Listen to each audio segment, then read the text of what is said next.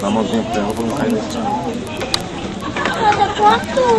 Boa noite. Eu vim falando sobre o Senai Espírito Santo, que é extremamente em tecnologia e formação profissional.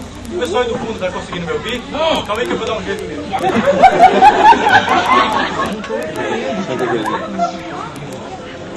Desde o início da sua história, em 1952, o Senai Espírito Santo contribui para o desenvolvimento sustentável do nosso estado.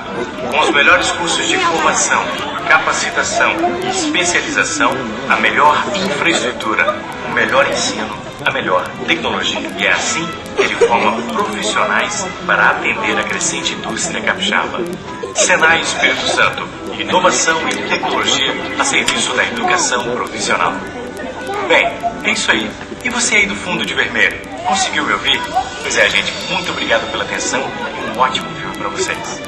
Valeu!